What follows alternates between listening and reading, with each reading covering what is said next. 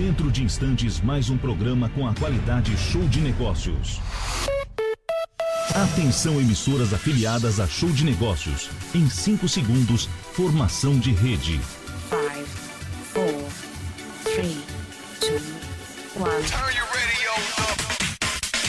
Agora direto da Plug Coworking Consolação no centro de São Paulo. Mais um programa com a qualidade Show de Negócios.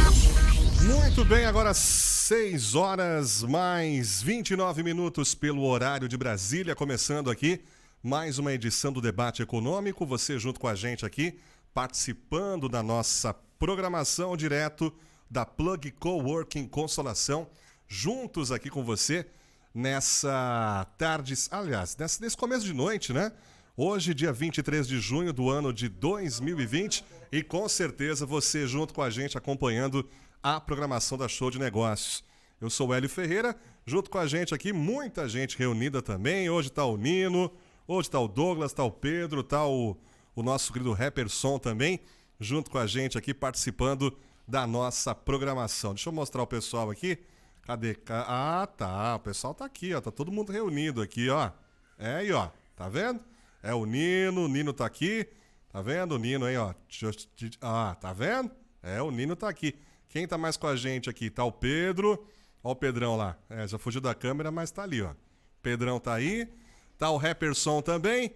E tá o Douglas também, tá junto com a gente, né? Tá todo mundo aí reunido, participando da nossa programação. Debate econômico, como sempre aqui, nós fazemos no finalzinho de tarde, começo de noite, destacando os principais assuntos do dia. Então, vamos aproveitar agora e já vamos destacar para você aqui. Vamos só fazer a abertura e eu volto rapidinho com você. A partir de agora, Debate Econômico. Um oferecimento Plug Coworking Consolação, o espaço certo para o seu negócio. Venha nos conhecer na Rua da Consolação 247, 12º andar. Informações plug.co. Muito bem, direto da Plug Coworking Consolação, aqui no centro da cidade de São Paulo. Vamos começar o nosso debate econômico aqui, os fatores do dia que estão influenciando, com certeza, tanto a minha quanto a sua vida. Tem uma boa notícia aqui. Temos o destaque da vacina de Oxford contra o Covid-19. Ela começou a ser testada, aliás, começa a ser testada em profissionais da área da saúde. A vacina é uma das 141 cadastradas na Organização Mundial de Saúde e está entre os 13 que estão em fase clínica de testes em humanos no mundo. A testagem em profissionais de saúde de São Paulo começou sexta-feira agora, dia 19, é o que destaca o G1 aqui pra gente. Aproveitar aqui a presença do Pedro, aproveitar aqui a presença do Nino, do Douglas e também do querido Rapperson, para a gente abordar a respeito deste assunto, né? Que é uma esperança que nós estamos tendo em relação à pandemia do Covid-19. Eu queria aproveitar, Pedrão, que está aqui ao nosso lado também aqui, né, Pedrão? Ah, isso, Pedrão tá aqui, ó. Exatamente. Dá um oi pra gente aqui, Pedrão. Aproveita aqui, dá um oi pra gente.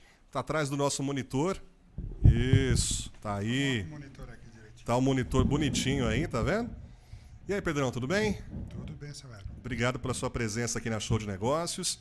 E você viu que interessante essa notícia que eu acabei de abordar aqui, que é justamente essa parceria, né, que a Prefeitura de São Paulo está fazendo com a Universidade de Oxford. Então, eles iniciaram esse primeiro projeto aí com os profissionais da área da saúde para testarem essa vacina. Como a nota diz aqui, já são 141 instituições no mundo que estão desenvolvendo aí a vacina, e o Brasil começou nessa sexta-feira iniciando mais essa experiência. Na sua opinião, o que você acha sobre isso, Pedrão? Você acha que é válido? Você acha que é muito precoce ainda a gente já ter alguma coisa ligada à vacina? O que você pensa sobre esse assunto? Boa noite, Hélio. Boa noite, ouvintes. Bom, para mim, essa vacina tem que vir e rápido, né? Para salvar as vidas, né? Mas tem que começar. Tem várias e várias organizações que estão começando a fazer, né, essas vacinas. Agora tem que experimentar mesmo O bom é que pelo menos é direto dos médicos, né? Exatamente, os enfermeiros, os médicos. Porque antigamente não era, né? Era nos ratos, né? Mas eu acho que começam também pelos ratos, depois vai para o ser humano, né? Pelo menos se não teve nenhuma alteração, segue-se primeiro em sentido. Eles fazem, como é que chama? Aquele. O experimento nos animais, né?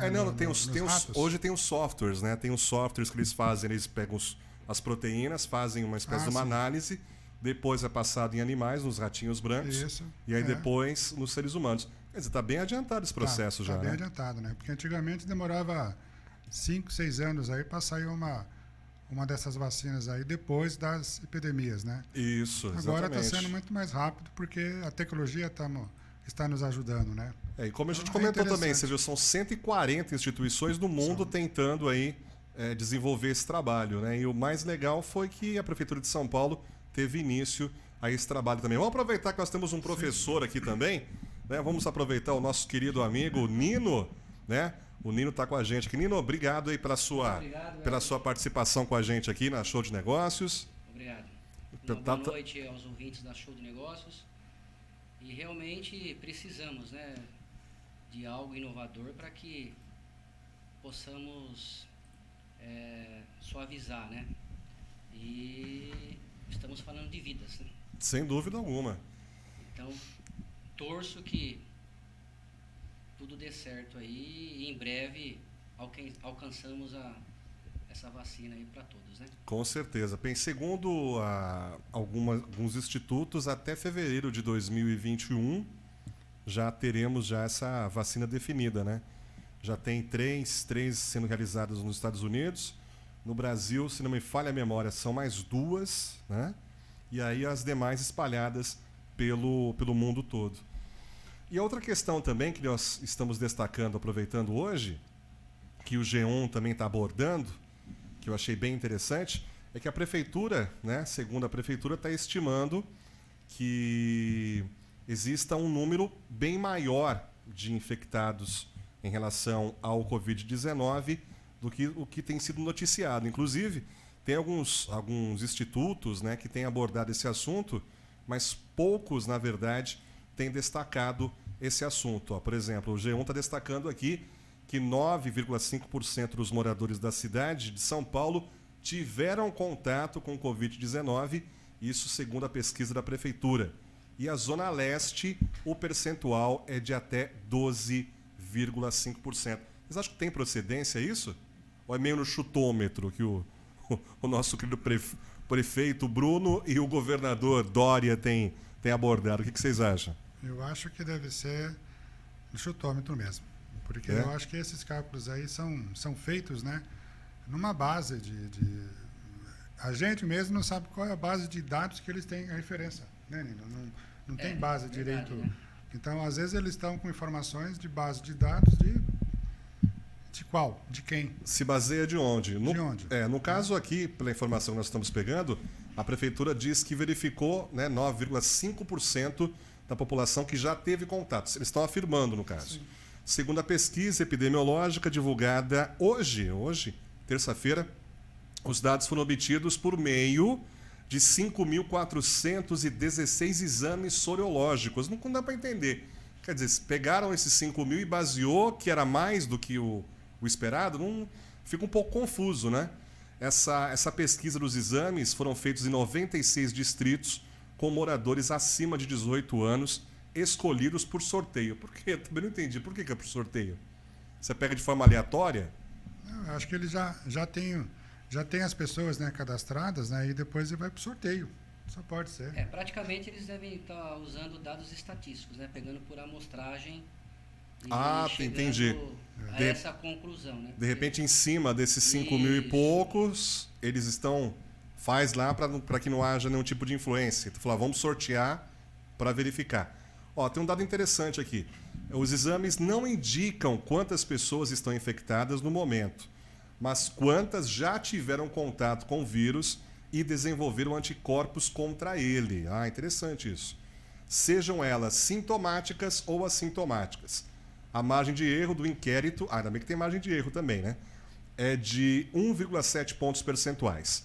Portanto, a taxa de prevalência do vírus do SARS-CoV-2 da população paulistana está, portanto, entre 8% e 11,4%. Com esse resultado, a administração municipal estima que 1,16 milhão de pessoas já tenham contraído o vírus em algum momento. Isso nos deixa aquela pergunta, né? Diz que tem aumentado os casos. Em algumas cidades, algumas localidades, diz que o pico já passou. A impressão que dá, às vezes, é que ninguém sabe nada, né? Não dá essa impressão? O que vocês acham? Dá essa certeza mesmo, que eles também não sabem de região corretamente, tudo, né? Todos os cálculos, né? De região por região. É meio difícil você ficar sabendo, mesmo com essas estatísticas que eles falam, né? Que tem, mas não tem como ter uma base, né, Lindo? Não tem como ter uma correta, assim. Praticamente, mesmo usando os dados estatísticos, né? Mesmo usando os dados estatísticos, acredito eu que a margem de erro também pode ser um pouco mais alta aí do que está expondo a reportagem, né? Na sua opinião, então, na verdade, você acha que há uma valorização ou uma desvalorização no número? Você acha que esse número é maior ou menor do que eu é propagado? acredito, do meu ponto de vista, que seja maior, né? Mas por qual motivo, Lino, você acha? Pelas próprias coletas de dados, né? Porque a estatística em si, você tem a margem de erro para cima e para baixo, né? Certo. Então eles estão fazendo uma estimativa, né? Eu acredito. Então, mas em cima dessa maior. estimativa, será que de repente não existe um pouco de contrariedade nessa questão? Porque se diz que existe um número maior de infectados. Todos nós sabemos que todo tipo de vírus existe essa questão da imunidade, como gripe ou como qualquer outro tipo de vírus. É necessário que ele adentre o organismo para que o organismo crie anticorpos. Através dos anticorpos, né, que são as células de defesa, eles conseguem se defender de eventuais problemas ou infecções mais sérias. Então, como colocou, será que a grande maioria já não está com isso e de repente nem percebeu, foi um caso assintomático? Não pode ser isso também? Pode ser também. Pode ser, né? Entendi. Então, o que nós podemos esperar? Por exemplo, vocês no dia a dia, o que vocês têm feito em relação a isso? Tem algumas pessoas que são meio radicais. Tem umas que acreditam que não existe, isso aí é tudo teoria da conspiração. E tem pessoas que estão um pouco bitoladas, né? Eu estive até conversando aqui com um amigo nosso, o Douglas, né? Ele falou, Hélio, eu estou há 3 meses literalmente sem colocar o pé na calçada. Só voltei ao trabalho porque eu fui obrigado a voltar, né? E tem pessoas que estão, por exemplo, se você for nas regiões de periferia principalmente, o pessoal está lá, está ouvindo o som, fazendo churrasco, né, todo mundo se reunindo nas ruas, como se nada tivesse acontecido. Vocês, em particular, como vocês têm lidado com esse problema? Bom, eu, como professor, eu acredito que você precisa seguir os protocolos, né? Principalmente não estar em locais de aglomeração e principalmente a sua higienização, né? Mas muitas pessoas não estão, né, seguindo esses protocolos, né? E você, Pedro, o que você tem feito em relação a isso? Ou qual é a sua postura em relação a isso? De fato, existe esse problema? Há um pouco de exagero? Não é exagero? O que você pensa sobre isso? Eu acho que existe esse problema, claro. Tá totalmente evidente isso. Mas o que eu acho é que os cálculos estão errados. Às vezes nós estamos prevendo que foram poucas pessoas, mas na realidade foram muito mais do que pessoas. Por exemplo, eu dou exemplo, vamos falar, por exemplo, bom, apenas exemplo, para mim, nesses últimos 2 meses, 3 meses, eu me senti mal, também com dor de cabeça, com vários Sintomas, então, sintomas que é dele, é do vírus. Aí você fala para mim, será que você pegou? Será que você se curou? Será que você foi infectado e não foi grande coisa para você? Então, e quantas milhões de pessoas já não passaram por isso? Então, quer dizer, pode ser que este cálculo, eu não fiz exame, não quis nem fazer exame, porque nem tinha como fazer testes, nada, né? Uhum. Mas se peguei, curou. Agora, quantas milhões de pessoas já passaram por isso? E não estão no cálculo. Ou se eu também não estou no cálculo. Então, às vezes, pode ser que bilhões de pessoas pegaram a crise, seja realmente realista, né, seja perigosa mesmo, e o povo não está dando conta disso. Porque hoje nós passamos pelo centro da cidade e vimos que, para o povo, tá tudo Normal, né? normal, normal. Com muitas aglomerações, pessoas em cima de pessoas, então parece que nem tinham. Então, Tanto que você vê em algumas regiões mesmo, como eu até mencionei, você vê o pessoal fazendo festa, mas ninguém não tem distanciamento, não tem o pessoal usando máscara. É literalmente como se não existisse a doença, nada, não existisse o problema. então, E a outra questão também que muito se discute, gente, é a questão econômica. Você, o Pedro é empresário, o Nino é professor, mas também empreendedor. Como que vocês veem essa questão? Como conciliar as duas coisas? A questão da saúde, a questão de se preservar, mas ao mesmo tempo a questão econômica. Como que fica, na opinião de vocês, isso? Como conciliar? Se é que dá para conciliar as duas coisas?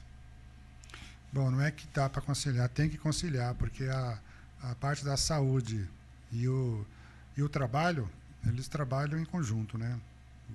Você não tem saúde se você trabalhar e não tiver dinheiro também.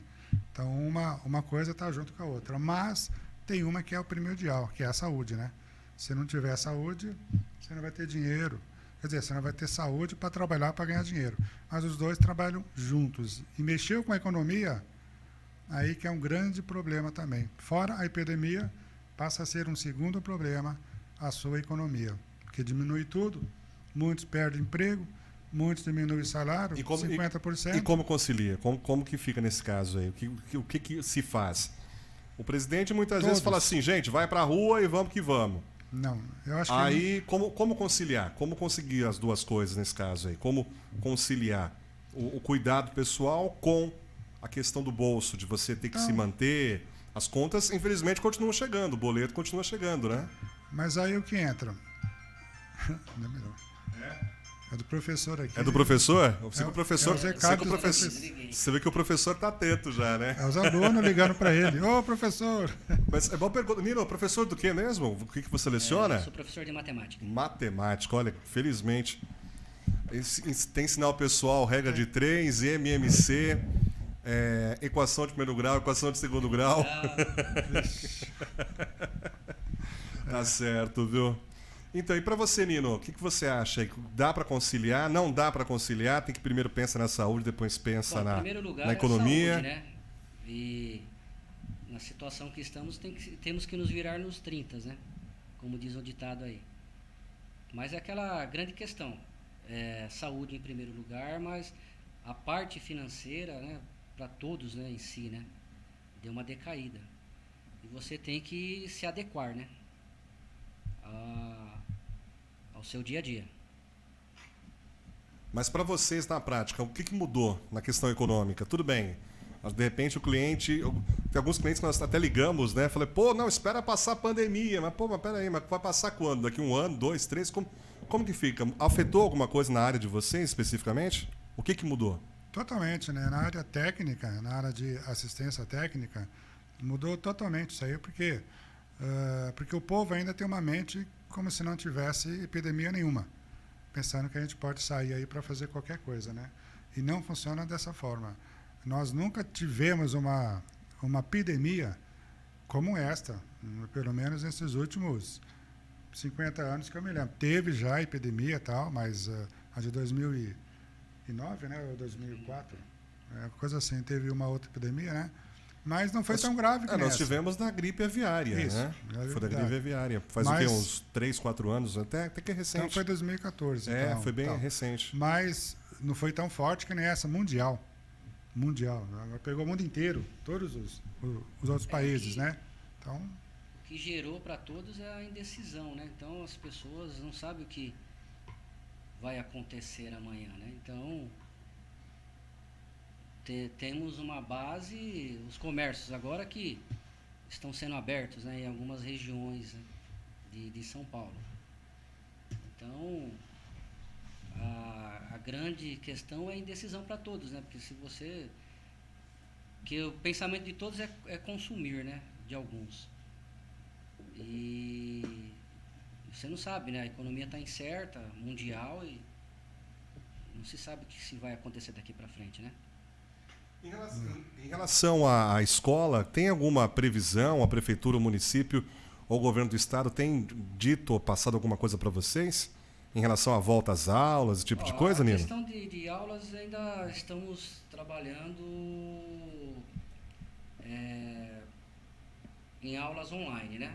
E não tem uma previsão ainda exata, né? Porque o pico praticamente, né, pelas reportagens, está para vir, né? Então, todos os Então, alguns já estão dizem que, na verdade, já trabalhando, né? estamos passando, né, como é que fala? Já estamos na reduzida aí do gráfico, né? Estamos já brincando de tobogã, passando o tobogã, descendo. Outros dizem que não, mas existe alguma coisa oficial que, de repente, a prefeitura ou o município ou o estado falem para vocês, para os professores, ó, temos uma estimativa, temos aí uma projeção, sei lá, se para setembro, outubro, novembro, ou só para janeiro, ou só para o ano que vem. O que o pessoal diz para vocês? Existe uma assessoria de imprensa? Existe um instituto pedagógico que dá essa referência para vocês, Nina? A projeção em si é um retorno gradual, né? Mas não tem data ainda prevista, né? Por enquanto, só pelo sistema à distância, pelo Só EAD, né? Online, né? E se for um retorno gradual, então você vai ter que ter limitação, né?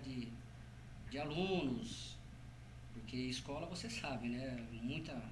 Muitos alunos, né? Sim, a questão da aglomeração. Da aglomeração. Naturalmente, você tem a média de quantos alunos numa sala de aula, Nina? 45, né? 45. E se falando... Se for avaliar, digamos assim, hoje, dentro dessas normas que os órgãos têm solicitado, reduziria para quantas por aula? Porque teria que ter o distanciamento, né? né? De 1,5 metro, né? Seria então, o quê, mais ou menos? Uns 25 por aí? Não, ainda seria muito, né? Por aula? Por sala? Você deveria, acredito eu, uns 15 alunos, mas com rodízio, né? Entendi. Porque as carteiras são bem próximas, né? Mudaria totalmente a estrutura do que vocês já fazem hoje, porque o normal da cadeira é isso, é um coladinho com o outro mesmo, né? Isso. Tanto na horizontal quanto na vertical. Perfeito. Então teria que ter esse distanciamento de pelo menos 1 metro, que nem você colocou.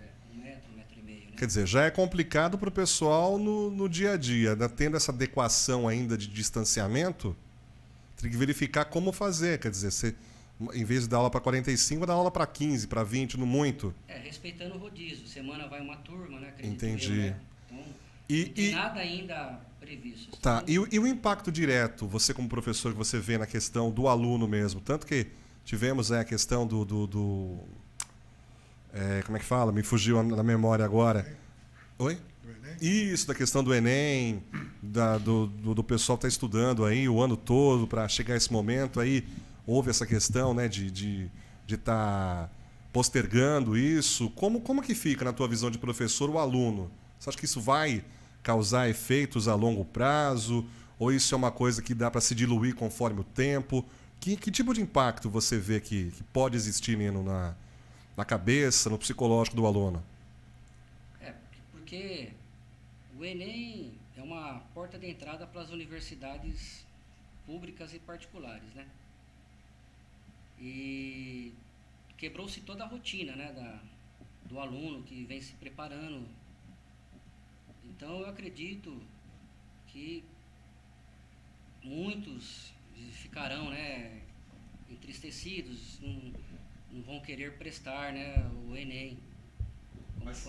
Você acha que pode existir algum efeito direto? Você fala assim, na questão do emocional, na questão da motivação do aluno, ou você acha que não? Isso não afeta de forma direta? Né? Afeta porque é diferente, né, de você estar numa aula presencial para uma aula online, né?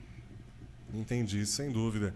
Pedro, e para a sua área, na área técnica mesmo? Muitas vezes você tem que ir até o prestar o serviço em loco, que a gente chama, né? Que é ir no local mesmo lá e prestar lá o serviço, aquela coisa toda. Como que fica nessa questão aí? Como que você tem conciliado? Dá para conciliar? Os empresários entendem esse lado? Como que fica essa questão? Afetou para você? Você teve que se adequar também a esse novo momento aí? Não, eu tive que me adequar. Quer dizer, várias empresas tiveram que se adequar.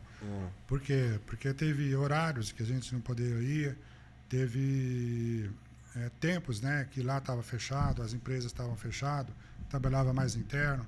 Então isso aí teve que se adequar. Não teve que ir lá a qualquer hora, a qualquer momento, como a gente fazia antigamente, né?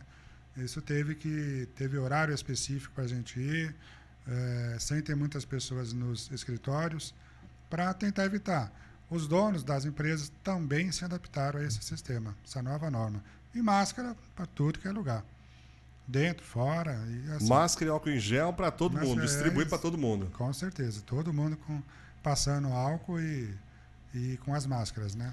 E me diz uma coisa, na opinião de vocês que lidam com o público no dia a dia, vocês acham que de fato isso pode mudar um pouco o comportamento das pessoas? Isso tem mudado? Ou porque assim, nós temos uma questão muito direta do ser humano se adequa a qualquer situação, né? Por exemplo, hoje estamos todo mundo, onde você vai, é difícil você encontrar alguém que não esteja com a máscara, até pela obrigatoriedade, né, no coletivo, na entrada do comércio, esse tipo de coisa. Vocês acham que de repente, sei lá, passando esse período aí, 2, 3 meses, o pessoal vai esquecer? Vai voltar aos velhos hábitos? Vai esquecer que existiu a pandemia? O que vocês pensam sobre isso? Será que de fato isso vai causar algum efeito mais duradouro na população? Ou vai ser uma coisa que vai passar e todo mundo vai lembrar vagamente do assunto? O que vocês acham? Tem pessoas que vão esquecer essa época, esse momento aí de epidemia. E eu acho que tem pessoas que vão se modificar muito, né? Com limpezas, mais limpezas em casa, mais higienização. Então tem pessoas que vão até mudar questão de hábito, né? Alguns hábitos que não tinham e agora vão ter que ter. Tem que ter, né? Limpezas, álcool, lavar as mãos, né? Todo aquele procedimento. Vai ter uma mudança aí para todos. Claro que alguns não, mais o pessoal que são novos, né? Esses garotas aí que querem saber de zoar, né? Aí, esses aí não vão ligar para nada mesmo, mas vai ter muita gente aí já esperta, já vai ter um novo ritmo já. Nino, e você? O que você acha? Concordo plenamente aí com as palavras do Pedro, né? E realço que você vai ter que ter os hábitos, né? Os países orientais, eles já possuem esse hábito, né? De usarem máscaras, né?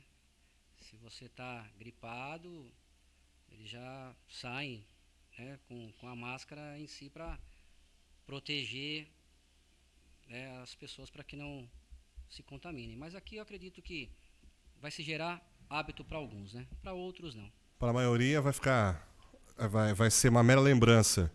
Perfeito. Tá certo. Gente, obrigado pela presença de vocês aqui na Show de Negócios. Nino, eu que agradeço aí. Pedrão também. O Douglas aqui não quis falar com a gente hoje, está meio tímido, mas na próxima vai falar também. Tá, e o Rapperson também, que está aqui nos nossos contatos na área comercial aí também, firme e forte. Obrigado, gente, mais uma vez para... Saindo daqui, ó, já estou com a minha máscara. Ah, tá vendo? Inclusive lembrando muito bem que aqui na Plug Coworking é obrigatório, tem toda essa questão da higiene, né? O pessoal quando entrou aqui, teve lá a temperatura medida, teve que higienizar os pezinhos lá no tapetinho, usar o álcool gel, todo o processo. E para com certeza... Estamos seguindo um distanciamento aqui. Isso, distanciamento social também. É isso aí, gente. Obrigado pela presença de vocês. Velho. Espero que vocês venham outras vezes compartilhar desses momentos aqui com a gente na Show de Negócios. Um abraço para vocês. Obrigado, igualmente. Boa noite.